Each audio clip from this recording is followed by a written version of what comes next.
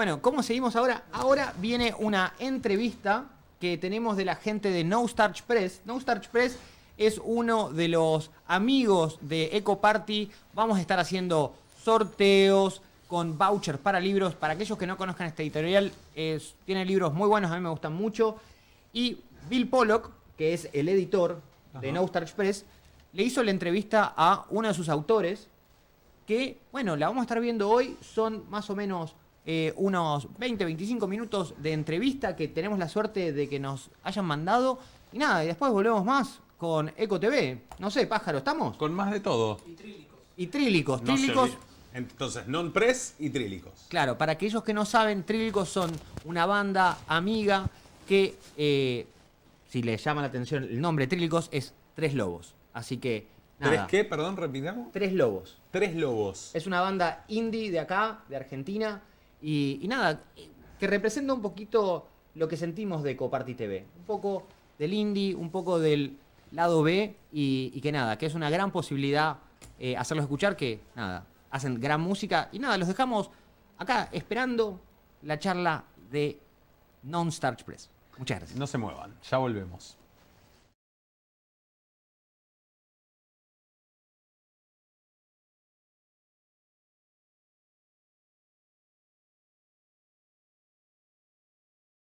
You notice that OTW is an avatar. So I thought the first thing we could talk about, and one thing that some of our readers asked us to address, oh, look, 337 just passed, the magic number.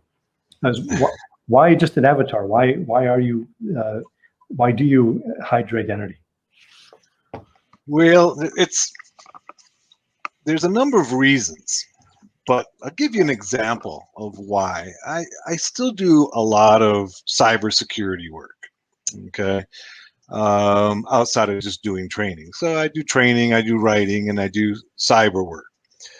And sometimes that cyber work takes me places where my identity might put me and the people who I work for at risk. So as a result, it's just safer for everybody if I remain anonymous. As an example, I recently was doing some work for how would you put this, a rebel group who was doing some, who has been for some time working against a large, powerful national government. And I certainly wouldn't want that large, powerful national government knocking on my door. So it's just best that I remain anonymous. So. Have you ever had an experience where you felt like, oh crap, they're going to recognize who I am and somehow identify me?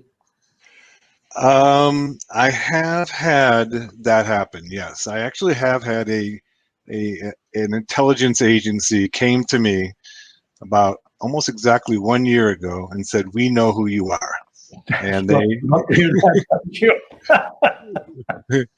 and so they kind of had me a little freaked out. But yes, there was a national intelligence agency who came to me and said, "We know who you are." Okay, but they left it at that, hopefully. Or I think what they did is they basically were putting me on notice, saying, "Don't cross us," is what they were saying. I can imagine that. Mm-hmm. So let's we'll come back to this. I'm very good at following multiple threads at once. Let's talk about the first thing, Linux Basics for Hackers, which is how we got to know you through this book. Why did you write this book? Well, before writing that book, I had spent a number of years training mostly military and intelligence folks for the U.S. government. And in those years of doing that training, I found that the biggest impediment that people had in becoming competent within the hacking, penetration testing, cybersecurity field is a lack of Linux. I mean, so many people, so many good people could not get over that hurdle. So they could not really work in the field because they refused or were unable to master Linux. So in that training, I started putting together little training exercises before we would start to kind of get everybody familiar with Linux. And then this kind of grew out of that. What are the things that make someone familiar? Because I've been using Linux for 20 years, but I'm not actually, Right. I mean, you can do point and clicky Linux, or you can go do command line stuff. But what are the kinds of things that they don't know to start with? Like what's the impediment? What do they need to learn to actually become familiar with the operating system and use it? Well, if you're using it as a cybersecurity and hacking, you need to use it in the command line, and that's a big hurdle for most people. Why is that? Why is that? I think because for years they've used Windows or other operating systems that allow them just to click. And even though other operating systems have a terminal in them, or a command terminal, they don't use it. And more and more, though, we are seeing Windows people who, are using PowerShell, and what have you. Windows has gone to more of a command line interface. But when you've spent your entire career clicking on icons and not accustomed to writing commands, that's a big impediment. What is it about the ability to write commands that gives you the power? Well, I think. Well, what about writing commands? Yeah, well, because you're working the command line. I mean, at the command line, you can. Well, you answer that question. I'm kidding. Well, an example I always give when I'm teaching Linux is that to go ahead and to do networking, change your networking settings in Windows, you have to click, click, click, click, click, click, click, click. You got to go to like 6 clicks. Whereas in Linux, I can do it in one command line. It takes me just one command. I can take care of everything. It's much more efficient, but you have to know the commands, right? If you know the commands, then you can get things done much more efficiently than searching around a bunch of MMCs and various icons to get the job done. So the other thing, of course, with Windows is so much of Windows power is hidden. There are always these kind of applets you can pull up, like NetPOWiz, for example. If you need to create new accounts, instead of going to the stupid system and don't log me in, you just go in there, create an account, and you're done. And then magic, you bypass everything. And of course, exactly. Windows has had DOS, but PowerShell is another level. Right. Yeah, but even you and I have lived through the DOS era. Okay, but still remember those commands. But we all had to write commands back then. But then there's another generation who's never had to write DOS, and they've gone through Windows, from just clicking on icons and aren't familiar with being able to write commands. So that's what I was finding. I was training these mostly young men, is what usually were in the classes, and they had grown up in a Windows environment or a Mac environment and had never written commands. And that was keeping them from being able to be successful in the cybersecurity hacking field. So that's how the book grew, was out of that experience. It said, if these people just knew some basic Linux, they could be very successful in this field. And so the book tries to distill the most essential commands that one needs to use from a hacking cybersecurity perspective in Linux. It's not an end all. It's only 200 pages. And there's much larger volumes out there. I mean, there's some volumes in Linux that go 1,000 pages, right? But the idea was to create something that people could actually get through in a few days or a few weeks, and could have a good grasp of Linux when they've completed it. And I think that the feedback that we've gotten back tells us that it's achieved that. It has done that. So as you look at the infosec community, I guess it's called cybersecurity now, but in infosec or the computer security community, what kind of changes have you seen over, say, the last 10 years, and what changes more recently have you seen in the community? And in terms of the kinds of experiences people should have, the sort of training, the sort of background, have you seen much change? And if so, what kind of change?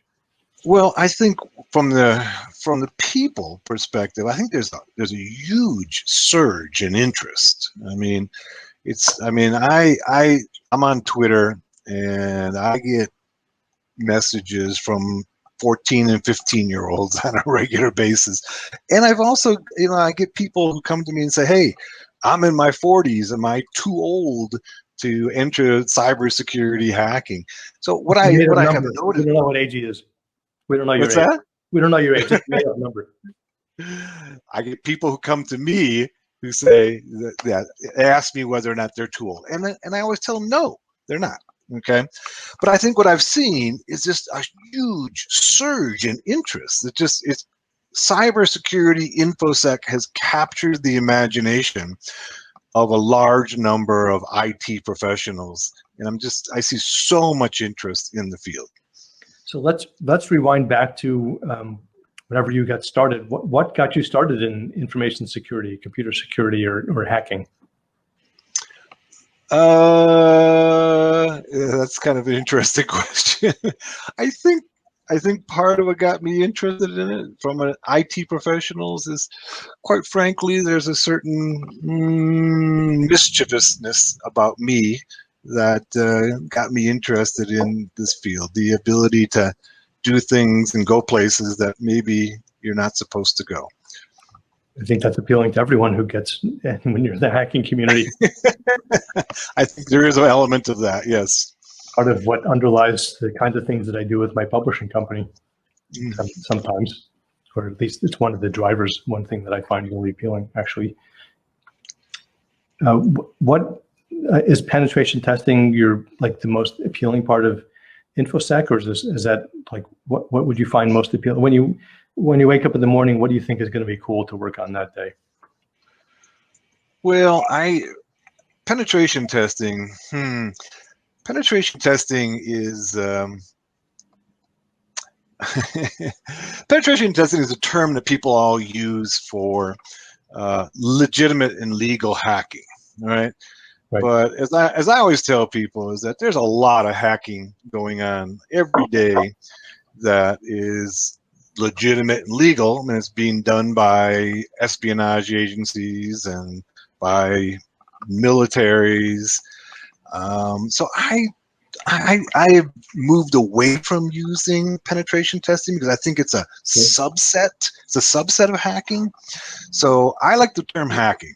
Okay, and I think there's an awful lot of that's going on right now. I think one of my big interests is being able to just gather huge amounts of data from what's available out there on the web. Okay, what people call open source intelligence. Okay, and that's not illegal. There's not illegal about doing it. I mean, it's out there, and it's there for anybody to gather. And it can be really useful both for penetration testing, hacking, for doing investigations, what have you. And we know that its information is being used by commercial entities as well. Right. So that field right now has a lot of appeal to me and a lot of interest for me. So OSINT is yeah. And how much of that work relies on Google search? Google search is just the beginning, that just scratches the surface. There's so much data out there. I like to say that the internet has created the largest repository of data in the history of the world, which I think is a truism, right? It's the largest repository of data in the history of the world. The key is knowing how and where to retrieve it and then make sense out of it. Can you give an example of something that you find particularly interesting, as in, oh my God, I can't believe I can get all this information here in 2 minutes? Well, for instance, all your Venmo transactions are available publicly. Your Venmo transactions are available publicly. That's interesting. I can go in and pull all your Venmo transactions. So what does that tell me about you? I've never used Venmo, but a lot of people do. Yeah. So Venmo makes it, they tell you that, your transactions are public. And so I can go in and pull all your Venmo transactions and see everybody who you've paid money to, through Venmo. Why would they do that? Why would that be public? I don't know why. I mean, I don't really understand why they've made it public, but it is. And so you can go in and pull everybody. You can pull people's. You can't. The default is all of your transactions are public, right? And but you can actually hide your transactions, but most people don't. So when I'm doing an investigation, one of the things that I will do is I go look at people's Venmo transactions. That'll tell me where they have been, what they're doing, who they're paying, how much. Okay, so it's very similar to being able to pull somebody's bank account, right, and seeing everything that they've paid, their credit card accounts. But Venmo is open source. Venmo is public. So that one always surprises me. And then, of course, people, when they're performing these transactions, they're not thinking about it being public. They're just doing. It's like someone said, "Hey, Bill, I've got your bank account and all your transactions." Like, what do you mean? You think it's private, but there are things that can easily become public, whether they're public like Venmo or they're public in a data breach. Right. And in Venmo, people almost always put notes in to describe for themselves. So they'll put a note and say, I paid $20 to Sally for half of the dinner we went out together, right? Or I paid half the car. Phishing email. I paid for the car rental out of San Francisco Airport, right, to so and so. So there's a lot of information there. So you just use the social engineers toolkit and magic happens. Yeah.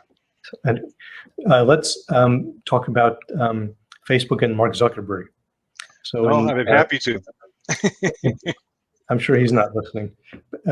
Back in 2018, you testified to Congress regarding Cambridge Analytica's data theft. And you said in an interview with Sputnik News about his testimony, and aren't they like anyway, never mind. They are a Russian tool. Thank you. Okay. I didn't say that. Yes.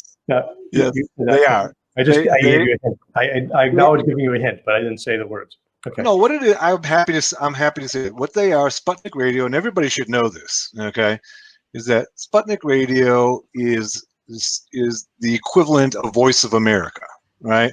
The United States says Voice of America stations around the world to give the rest of the world the American perspective, or at least the American government's perspective on the news. Sputnik Radio is the same thing, but it's the Moscow's perspective on the news. It's only fair. We each get our chance to, deliver our own propaganda. Right. So I actually don't fault any country for doing it, because Voice of America, this entire giant part of the U.S. government, USAID, has also got its own kind of propaganda arm. But anyway, that's a separate issue. So anyway, your comment was, and this of course has been echoed by the people, if the service is free, you are the product.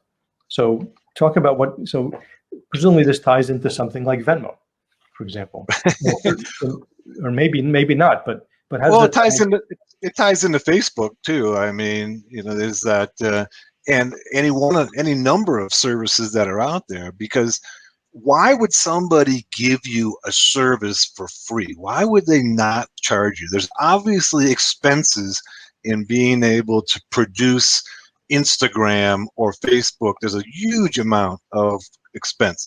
Why would they provide that for you for free? I just want people to think about that, okay? Why are they providing you this for free?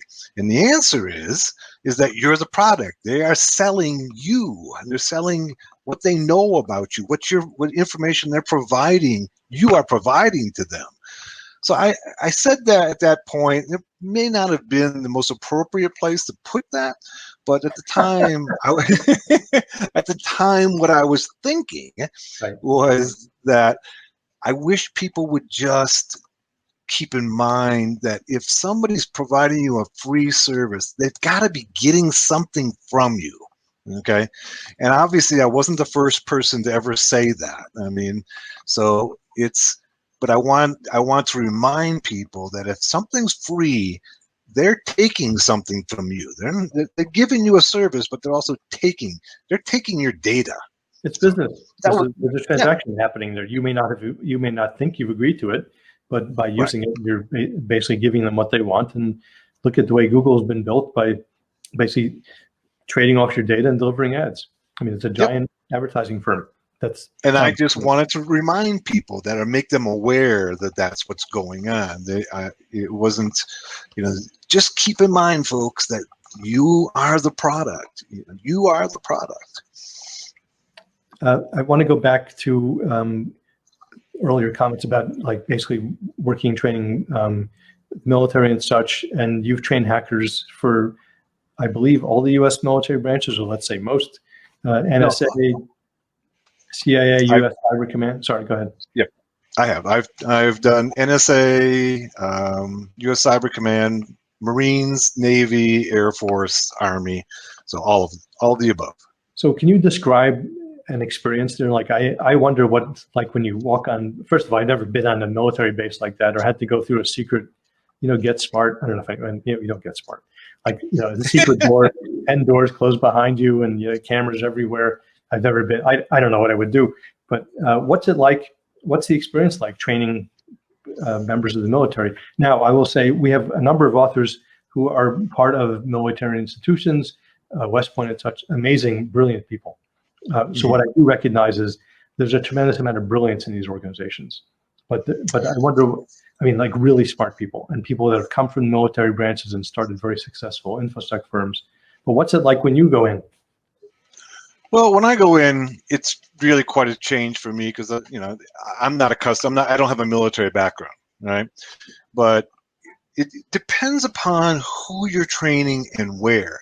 In some places, the security is not that tight. In other places, you cannot have to empty your pockets. You cannot bring your phone. There's a locker by the door. There's lockers, and everything has to be left behind in the locker, and no phones are allowed. Mm-hmm. And then all of the walls are impenetrable. There's no signals can go in or out of those rooms. And those are the most. What's that? They're Faraday cages. Is it like? I never really asked how they keep the signals out. It could be lead walls. I don't know. But your phone will not work in there. Okay. There's no signal. There's no electromagnetic signals can come in or out of these rooms. Essentially, it's a Faraday cage, right? But how they accomplish that, I'm not sure. But they won't even let you take a phone in because they don't want you taking pictures. Right. So even though your phone won't work in there, right, they don't want you taking pictures. So, but then in other cases, you're working with folks, in a classroom on a base, and things are not as nearly as confidential and secretive. But in some of these locations, it's very, very top secret, very confidential. How are the refreshments? I've always found the military to be very accommodating. So meals ready to eat. You get a little foil pack and some hot water. They always treated me well. I have to say that I always got treated well. So I haven't done any training for the military in about 2 or 3 years. So it's been a while. So that's why I'm putting it in past tense, and I don't really necessarily see myself doing that again.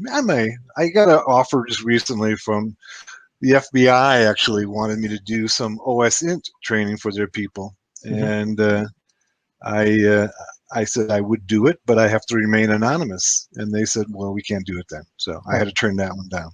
Oh well. So if you were to list maybe 3 things that, let's say you have someone who's like, hacking is cool, I want to get into this field, and that looks fun, I want to mess around with stuff. What are where would you suggest that person start? What's the first thing they might do? I get this question at HackerCons all the time. Linux basics for hackers. That's all. My answer to that question is always read Linux basics for hackers. That's fair. That's the first thing you do. Okay. And what should they, for someone who's starting out, it can be overwhelming. So what would you say to them? What should they focus on? Start with this. Learn this. Is it boot up Kali and try some things? Go try to attack some government agency, or what? No, I tell them, I deal with a lot of people who are new to the field, and I deal with people who have a lot of experience as well. But when they're new to the field, I find that one, they don't have the Linux background. So I always recommend that book, okay, Linux Basics for Hackers. That's what it was written for, okay? And I also tell them that, they really oftentimes don't have a real solid TCP/IP background and networking background. So I think if you really want to be successful in this field, you have to have a strong Linux background, and you have to have a strong TCP/IP, and even beyond TCP/IP and all the other networking protocols that there are out there. So, for instance, like Bluetooth, what have you, I mean, is Bluetooth TCP/IP? I don't know if it's actually included in, but it's radio. Yeah, so Radio. But it's so communication. These are all. It's all internet-related communication or network. Right. Any kind of network communication. That's where all the data lives. Right. So Exactly. if you can use a tool like Wireshark and collect the data, you can pull it apart and get a tremendous amount of information. Have you read Silence on the Wire, Mikhail Zalewski's book? Which book? Silence on the Wire. If you haven't read it, No. That's an amazing book. You would love it because it's all. Zalewski started Project Zero. He was 23 when he wrote this book. But that gave me tremendous perspective on the hacking community, because it's basically about different attacks like the Tempest attack, where you can replicate a video signal on a. But the thing that you realize when you learn this kind of stuff, and the reason I'd like to publish books on things like Android security system, TCP/IP guide, which I published several years ago, Linux programming interface. When you understand the internals of a system, and we're bringing out a number of books that'll focus on computer architecture, organization, all the stuff that a lot of hackers have no idea about.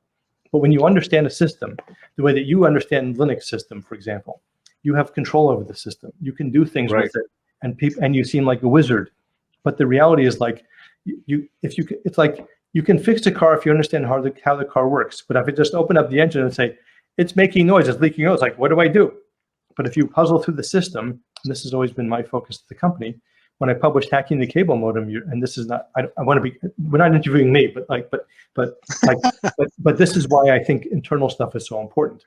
I published Hacking the Cable Modem because I was staring at my modem saying, what's wrong with my signal? Let me check. They block the web page. That's what the carrier does. But anyway, that's my recommendation to new people, is to understand TCP/IP and other networking protocols internally, not just use them, but really understand what's going on under the hood, and understand Linux and what's going on under the hood. If you've got that, okay, you're in a good, strong position to now move into hacking. Mm-hmm.